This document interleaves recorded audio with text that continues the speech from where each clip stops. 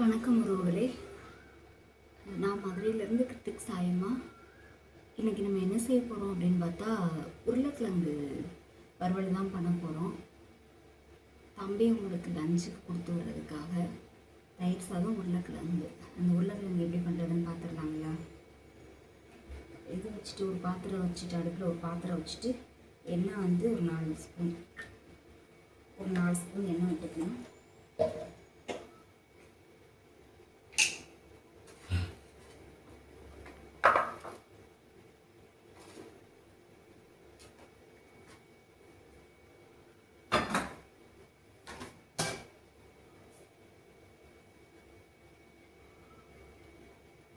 எண்ணெய் ஒரு 4 ஸ்பூன் விட்டாச்சு. 1/4 ஸ்பூன் சோம்பு போட்டுக்கலாம்.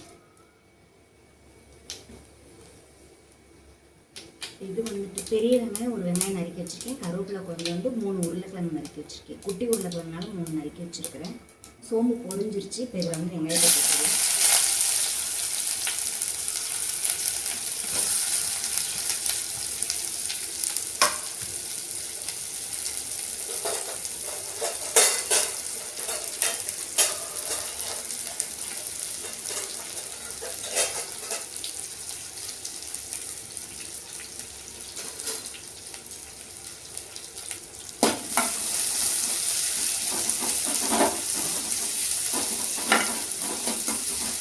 வெங்காயம் வந்து ரொம்ப நல்லா வணங்கணும் அப்படின்றது இல்லை, சும்மா லைட்டாக வணங்கினோடனே கருவேப்பிலையும் போட்டு அப்படியே உருளைக்கிழங்கையும் போட்டு கருவேப்பிலையை போட்டு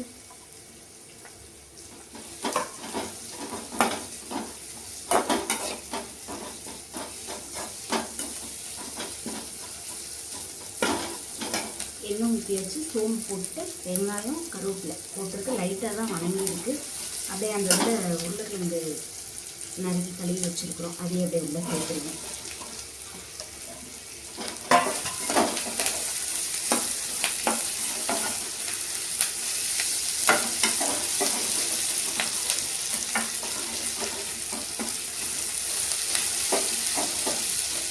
அப்படியே சிம்மில் வச்சு தட்டை போட்டு மூடி வச்சுருவோம். சிம்லை வணக்கி எடுத்துருவோம்.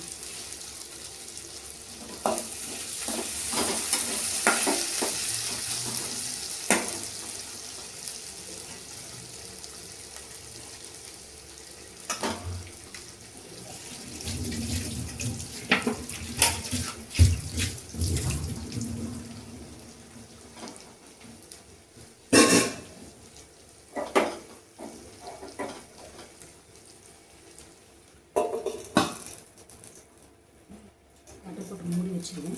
சிம்லே கொஞ்சம் நேரம் வணங்கட்டும். ஒரு 5 நிமிஷம் கழிச்சு எடுத்து பார்ப்போம் எப்படி இருக்குன்னு சொல்லிட்டு. சிம்பிளான ஒரு ரெசிபி தான். தயிர் சாதத்துக்கு நல்லாயிருக்கும். லெமன் சாதம், தயிர் சாதம், சாம்பார் இது இதுக்கெலாம் நல்லாயிருக்கும். இன்றைக்கி தம்பி உங்களுக்கு லஞ்சுக்கு வந்துட்டு தயிர் சாதம் தான் கிளற போகிறேன். அதுக்காக தான் உருளைக்கிழங்கு பண்ணுவோம். அது சரி ஒரு பெரிய வீடியோவாக போட்டுருமேன்ட்டு எடுத்துருக்கேன். ஒரு 3-4 நிமிஷம் அப்படியே தட்டு போட்டு மூடி வச்சுருந்தோம். இப்போ எப்படி இருக்குன்னு ஓப்பன் பண்ணி பார்த்தா அந்த மூடி வச்சுருந்ததுலேயே ஓரளவுக்கு நல்லா வணங்கிருச்சு.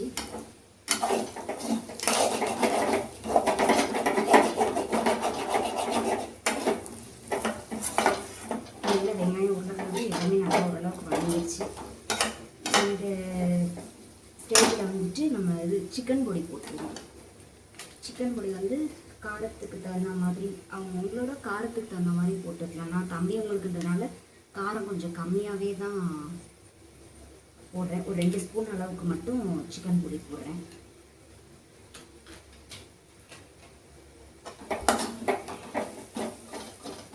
சிக்கன் பொடியில் உப்பு இருக்கும் அப்படின்றதுனால உப்பு சேர்க்கல நான்.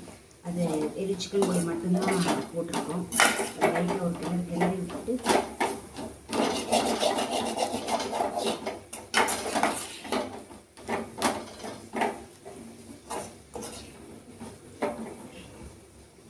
கிளறி விட்டாச்சு. இதை அப்படியே மறுபடியும் தட்டு போட்டு ஒரு 5 நிமிஷம் மூடி வைப்போம். இடையில கிளறி விட்டுக்கிடுவோம். ஏன்னா லைட்டாக பிடிக்க ஆரம்பிக்கல பொடி போட்டிருக்கதால. அதுக்காக வந்துட்டு இடையில லைட்டாக கிளறி விட்டுக்கிடுவோம். இப்போ தட்டை போட்டு மூடி வச்சுருவோம். மசாலாலாம் கிழங்குல பிடிச்சி வெந்து வரட்டும். அதுக்குள்ளே தயிரை தாளிச்சிக்கலாம். நம்ம பக்கத்து அடுப்பில் தயிரை தாளிச்சிக்கிறேன். தயிர் தாளிக்கிறதுக்கு தேவையான பொருள் என்னென்னு பார்த்தீங்கன்னா, மிளகாய் வத்தல் 2, இஞ்சி 1 இன்ச்சு, கருவேப்பிலை கொஞ்சம், இது 3மே எண்ணெயில் போட்டு தாளிக்கிறது. கொத்தமல்லி, பச்சை மிளகா, இது வந்துட்டு தாளித்ததுக்கப்புறம் தயிரில் சும்மா பச்சையாகவே அப்படியே போட்டுறது. போட்டு கலக்கி விட்டுட்டு அப்புறம் அப்படியே சாதத்தில் ஊற்றி கிளறிடுறது. இதுதான் வந்து தாளிக்கிறதுக்கான பொருள், தயிர் தாளிக்கிறதுக்கான பொருள். இது 3 தாளிப்புக்கு, இது பச்சையாகவே போடுறதுக்கு.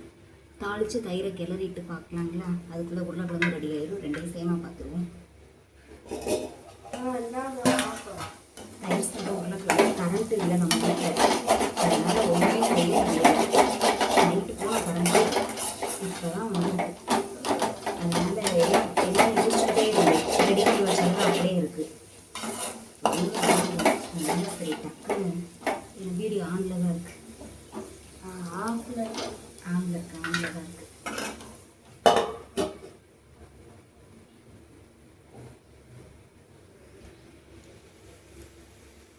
பக்கத்தடுப்பில்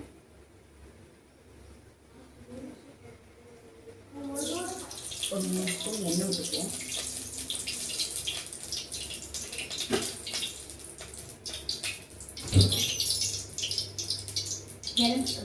இது காயை டக்குன்னு கிளம்பிட்டு வாட்டர் பாட்டில் தண்ணி எடுத்துக்கப்பா.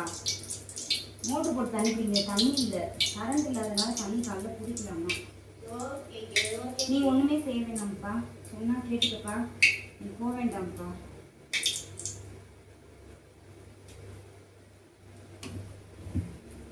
ஆன்ல ஆஃப் பண்ணி விட்டுறாது. அன்னைக்கு மாதிரி அந்த இதை கட் பண்ணி விட்ட மாதிரி கட் பண்ணி விட்டுறாது.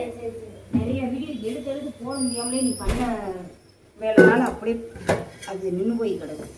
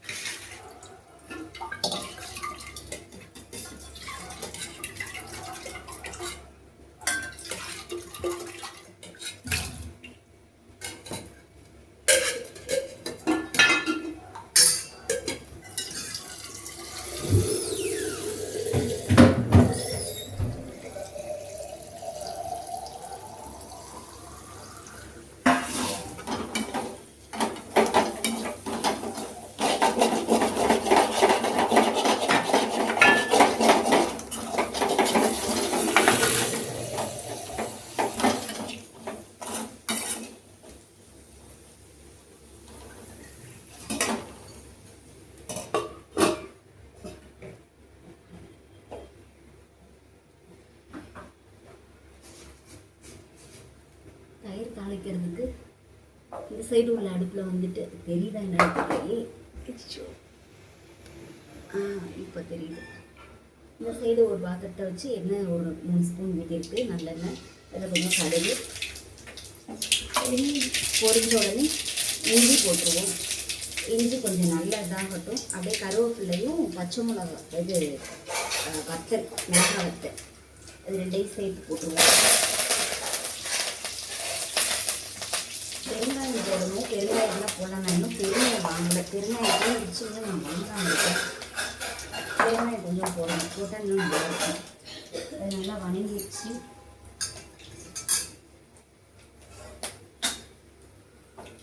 சரி, போட்டு ஆஃப் பண்ணிட்டா.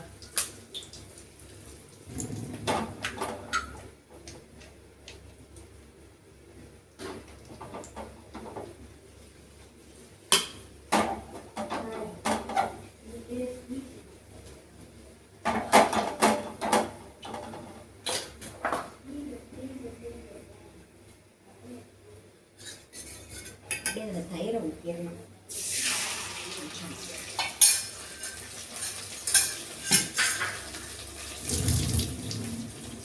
தயிர் ஊற்றிட்டு அடுப்பு ஆஃப் பண்ணி இறக்கிட்டு தயிர் தாளிச்சாச்சு. இது கூட கொத்தமல்லியும் பச்சை மிளகாயும் போட்டுருவோம். அவ்வளோதான், தயிர் ரெடி. இப்போ தயிர் வந்து தாளிச்சாச்சு. இதை அப்படியே சாதம் போட்டு கிளறி தம்பி உங்களுக்கு வச்சு விட்டுடலாம். உருளைக்கிழங்கு ரெடி ஆயிடுச்சு நமக்கு.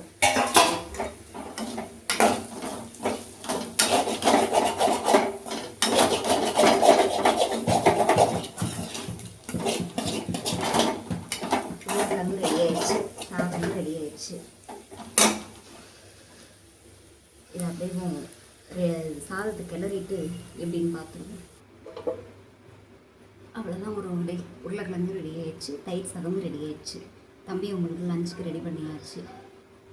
உருளைக்கிழங்கு வந்துட்டு ரொம்ப சிம்பிளான ரெசிபி தான், ஒரு 10 நிமிஷத்தில் செஞ்சிடலாம். சோம்பு தாளிப்புக்கு வெங்காயம், பெரிய வெங்காயம், கருவேப்பிலை, உருளைக்கிழங்கு, சிக்கன் பொடி, அவ்வளோதான். அதை போட்டு தாளித்து வணக்கி எடுத்தாச்சு. இது வந்துட்டு தயிர் சாதத்துக்கு சரியான சூப்பரான ஒரு காம்பினேஷன். ரொம்ப பிடிக்கும். வீட்டு மசாலா பொடி போட்டு பண்ணி கொடுக்குறதும் பிடிக்கும், அதோட இந்த சிக்கன் பொடி போட்டு பண்ணி கொடுக்குறது ரொம்ப பிடிக்கும் தம்பி உங்களுக்கு. அதுதான் இன்றைக்கி செஞ்சுருக்கு. தயிர் சாதமும் உருளைக்கிழங்கும். பிடிச்சிருந்துச்சுன்னா லைக் பண்ணுங்கள், ஷேர் பண்ணுங்கள், கமெண்ட் பண்ணுங்கள், சப்ஸ்கிரைப் பண்ணிக்கோங்க நம்ம சேனலை. தேங்க்யூ. வணக்கம் உறவுகளே.